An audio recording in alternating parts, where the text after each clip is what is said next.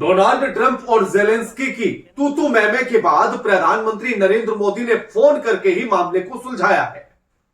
लेकिन इसके बाद जेलेंस्की यूरोप के नेताओं से मिलने पहुंच गए हैं और उन्होंने खुलकर समर्थन भी कर दिया है। नमस्कार, मैं आपके साथ केके राणा, न्यूज संवाद देख रहे हैं आप। जेलेंस्की और डोनाल्ड ट्रंप के बीच जो ओवल ऑफिस में तू मैमे देखी गई, उसको देखने के बाद बस ऐसा ही लग रहा था जैसे भारतीय मीडिया में कोई डिबेट शो चला रखा हो, किसी न्यूज चैनल का डिबेट शो हो या फिर बिग बॉस का घर हो। उससे ज्यादा और कुछ नहीं था। दोनों जिस तरह से लड़ रहे थे, जिस तरह की बातें कर रहे थे और जिस तरह की छीछा लेदर कर रहे थे, लेकिन ऐसे में लड़ाई तो यूक्रेन के राष्ट्रपति और अमेरिका के राष्ट्रपति के बीच। अब ये वाली तस्वीर तो आपको याद ही होगी कि वॉर रुकवा दी पापा। तो जो एक फोन कॉल पर दो देशों के बीच होने वाली लड़ाई को रुकवा सकते हैं, तब उनको लगा कि जेलेंस्की और डोनाल्ड ट्रंप के बीच होने वाली लड़ाई को भी रुकवाना पड़ेगा। इसीलिए मोदी साहब ने फोन उठा लिया होगा और फोन मिलाया होगा, इसीलिए वो लड़ाई खत्म हुई होगी और फिर ट्रंप साहब ने कहा होगा कि चलो जेलेंस्की अब तुम निकल लो। अगर ऐसा नहीं हुआ है तो बीजेपी का आईटी सेल हो सकता है कि आजकल में यह भी प्रचार करना शुरू कर दे। खैर, असली मुद्दे पर आते हैं। लेकिन इस बात पर जंग भारत में सबसे ज्यादा छिड़ी है। भारत अपने आप में 3 हिस्सों में बंट गया है। एक हिस्सा वो है जो जेलेंस्की की इस लड़ाई को हीरो बना रहा है और इसमें जेलेंस्की को ही हीरो बता रहा है। उसका कहना है कि ट्रंप की आंखों में आंखें डालकर इस बहादुरी के साथ ही बात करनी चाहिए।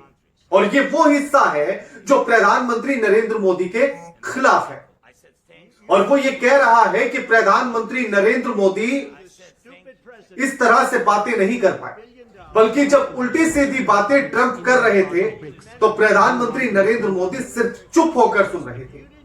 जबकि दूसरा हिस्सा वो है जो प्रधानमंत्री नरेंद्र मोदी के समर्थन में खड़ा है और उसका यह कहना है कि डिप्लोमेसी किसे कहते हैं, कूटनीति किसे कहते हैं, ये जेलेंस्की को प्रधानमंत्री नरेंद्र मोदी से सीखनी चाहिए।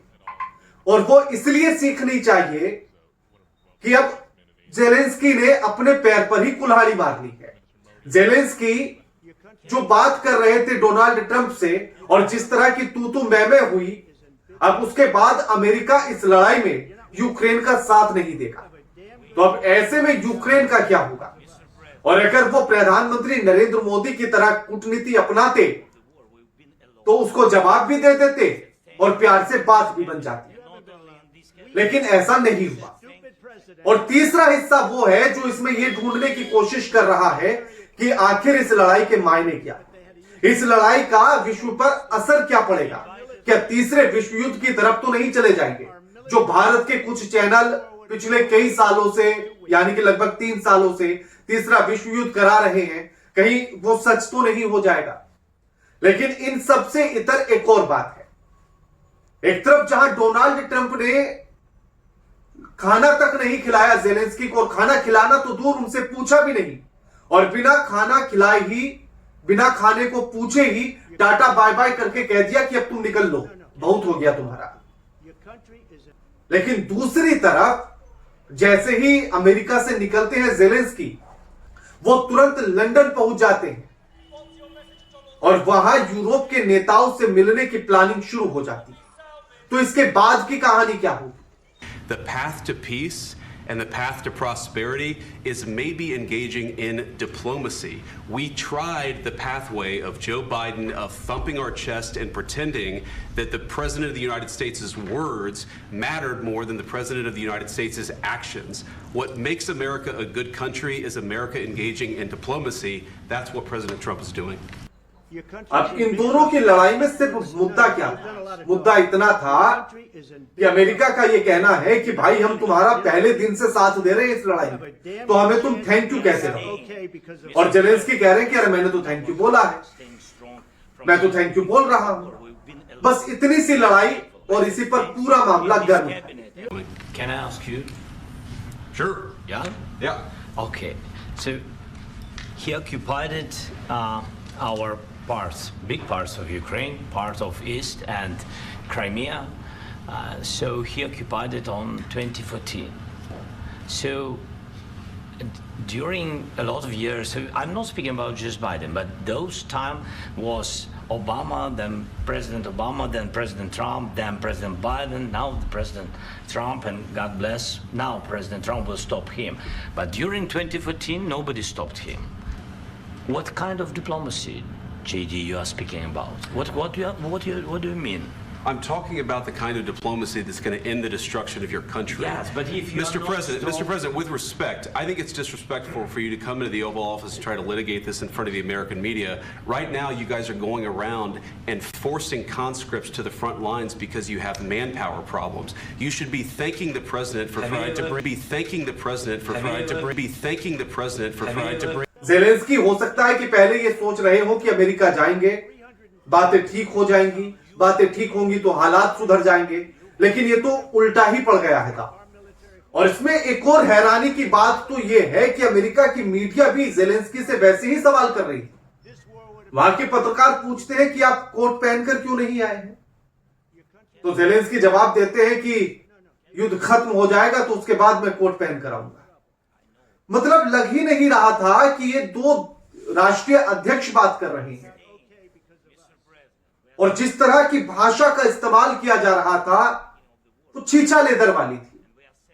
राष्ट्रीय अध्यक्ष तो इस तरह से बात नहीं करते होंगे। जिस तरह से आप हर रोज शाम को 4 बजे के बाद भारत के अगर चैनल खोलकर देखेंगे तो ऐसी ही बहसें मिलती हैं, जिनका ना कोई सिर होता है ना कोई पैर होता है और उनका नतीजा भी कुछ नहीं निकलता है, वैसे ही ये है।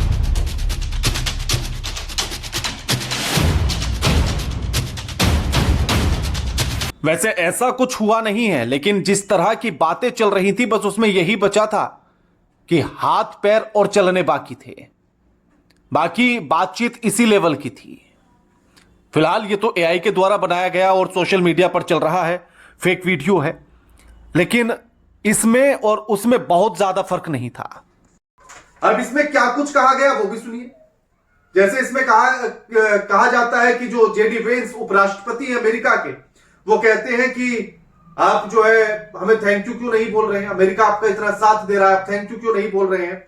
वो कह रहे हैं कि mister president, with respect I think it is disrespect of you, आप असम्मानजनक बातें कर रहे हैं। आप हमारे अमेरिका में आकर, हमारे ही ओवल ऑफिस में आकर आप सम्मानजनक बातें नहीं कर रहे हैं, आप सम्मान नहीं कर रहे हैं। और इसमें ज़ेलेंस्की कहते हैं कि मैं तो बराबर सम्मान कर रहा हूं, मैं सम्मान कर रहा हूं। वो कह रहे हैं कि आप ये जो लड़ाई चल रही है आप इसको सीरियसली नहीं ले रहे हैं, लोग किस तरह मुश्किलों में हैं आप उसको फील नहीं कर रहे हैं। तो उस पर ट्रंप उन्हें हल्काने लगते हैं, कहते हैं कि आपने लाखों लोगों की जिंदगी खतरे में डाल रखी है, आपको ये समझ ही नहीं आ रहा है। और साथ ही फिर उनको ये भी कह देते हैं कि आप अभी युद्ध की स्थिति में हैं, आप हमें हुक्म चलाने की स्थिति में नहीं है, आप इसलिए चुपचाप सुनते रहिए। यानी कि बातें आप सोच रहे हैं किस तरह की वहां हो रही थी। क्या दो देशों के राष्ट्रीय अध्यक्ष अगर बात करेंगे तो क्या ऐसी बात करेंगे। अब ऐसे में भारत में एक और जो बहस है वो ये भी छिड़ गई है कि भैया ये तो 56 इंची आखिर कौन है यहां। क्या प्रधानमंत्री नरेंद्र मोदी को 56 इंची कहा जाए या फिर ज़ेलेंस्की को 56 इंची कहा जाए। वो आंखों में आंखें डालकर बात कर रहे थे, जबकि भारत के प्रधानमंत्री ना तो अवैध प्रवासी जो भारत के लोगों को अमेरिका ने वापस भेजा, उनके हाथ पैर बांधकर बेड़ियों में जकड़कर भेड़ बकरियों की तरह ठूसकर, ना तो उस पर कुछ बोल पाए। ब्रिक्स के खत्म होने की बात डोनाल्ड ट्रंप करते रहे, प्रधानमंत्री चुप सुनते रहे। डोनाल्ड ट्रंप 100% टैरिफ लगाने की बात करते रहे, प्रधानमंत्री नरेंद्र मोदी चुप सुनते रहे। तो क्या इस चुप्पी को 56 इंची कहा जाए, 56 इंची सीने वाला व्यक्ति कहा जाए, या फिर ज़ेलेंस्की जिन्होंने तुरंत आपत्ति जताई और उसके तुरंत बाद जवाब भी दिया, उसको कहा जाए। और यह कोई पहली बार नहीं था जो ज़ेलेंस्की ने किया। इसी तरह की स्थिति डोनाल्ड ट्रंप के साथ और राष्ट्रीय अध्यक्ष भी कर चुके हैं, उन्होंने भी टोककर उनको सही किया है।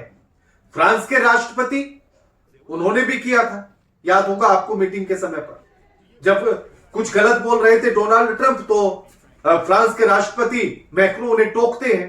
उसके बाद ब्रिटेन के पीएम स्टारमर भी उनको टोकते हैं और उनको सही करते हैं, और वही काम जेलेंस्की ने भी किया। और जैसे ही जेलेंस्की की बात अमेरिका से बिगड़ी तो उसके तुरंत बाद वो लंदन के लिए निकल गए। जेलेंस्की जैसे ही लंदन पहुंचे तो वहां ब्रिटेन के प्रधानमंत्री ने गर्मजोशी के साथ उनका स्वागत किया। 10 डाउनिंग स्ट्रीट पर मुलाकात करते हैं, गर्मजोशी के साथ मुलाकात करते हैं, और संडे आज ही के दिन यूरोपीय राष्ट्रीय अध्यक्षों का शिखर सम्मेलन होना है, जिसमें यूरोप के 10 देशों के राष्ट्रीय अध्यक्ष पहुंचेंगे और उनसे भी बातचीत और मुलाकात करेंगे जेलेंस्की। और जैसे ही इधर अमेरिका से बात बिगड़ी तो यूरोप के तमाम देश जेलेंस्की के समर्थन में आ गए। जेलेंस्की के समर्थन में उन्होंने ट्वीट तक किया, यहां तक कि, और इस ट्वीट को देखिएगा जरा, यूरोपीय आयोग की प्रेसिडेंट उर्सुला वॉन येन ने यह ट्वीट किया है। और वो क्या लिखती है अपनी पोस्ट में जेलेंस्की के लिए? वो लिखती है कि आपने जो गरिमा दिखाई उसने यूक्रेन के लोगों की बहादुरी को दर्शाया है। मजबूत, बहादुर और निडर बने रहे।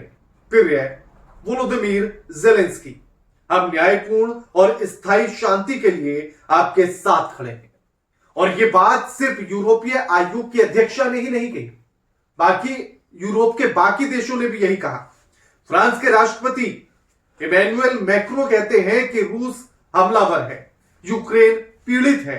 यूक्रेन की मदद करने और 3 साल पहले रूस पर प्रतिबंध लगाने का हमारा फैसला सही था।